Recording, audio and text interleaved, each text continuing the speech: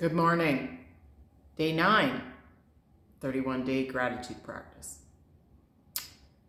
If you're an empath at all, you can feel my energy this morning. It's not super light and fluffy. I usually try to shift my energy before I go on here, but that's not happening today. I generally am only ever 100% authentically me. And where I am today is feeling very stuck. So my friend Tammy calls it the in-between. And I'm definitely in the in-between. You know, they say go with the flow, and they use the analogy of a river, and if you try to paddle upstream, it's just a lot of work. If you just allow yourself to go with the flow, it takes you in a beautiful, effortless way. Gonna end up in the same place because you can only fight going upstream for so long. So I don't feel like I'm in the flow. I feel like I'm off to the side in this little tide pool area. And at first it felt really nice and peaceful. And now it's like every time I try to get back into the flow, something happens and I get turned around and I get pushed back into the tide pool. And the two words that have been coming in for me for guidance for 7 years, probably 10 years, are trust and allow. And so I'm like, trust and allow, yeah. And then whenever I feel like I'm in a spot where I don't like it, there's not a whole lot of allowing happening or trusting. I am getting better. One of my friends that also does this work is very enthusiastic about the opportunities. She said, oh, it's an opportunity for learning. And I'd be like, and then when after I had that reaction, then I'd be like, okay, yeah, it's an opportunity for learning. And now my reaction isn't quite that traumatic, but I still feel like, okay, here we go. It is another opportunity for learning. My initial response is never, oh, it's another opportunity for learning. But again, I'm learning to trust and allow at a deeper and deeper level. So where am I going with all this? Not every day is light and fluffy.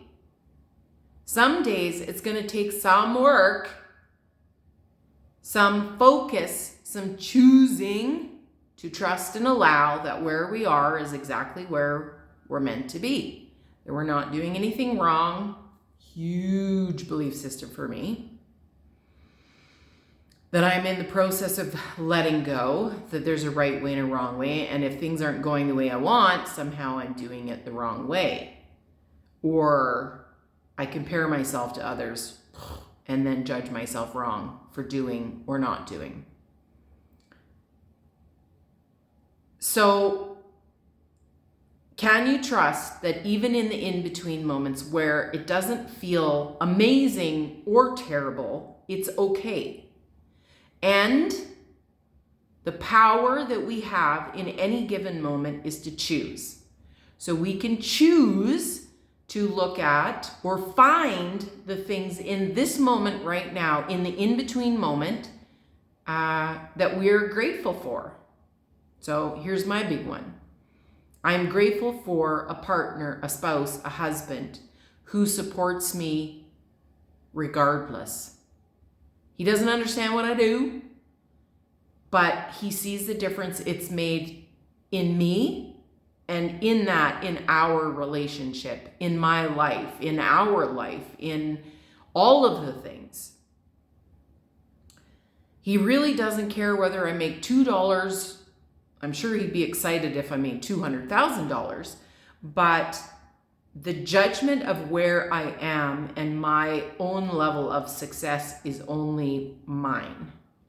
So right now, I am grateful that I have a husband who supports me just by being himself and being supportive. And right now, in this moment, that is what I'm choosing to be grateful for. I will move through the day and I will find other things to be grateful for, but right now, that is the big one. And so whatever we focus on, we make bigger. So I'm choosing to focus on the support that I have to do what I'm doing so that as I move through the in-between and come out the other side, I can feel okay with the in-between.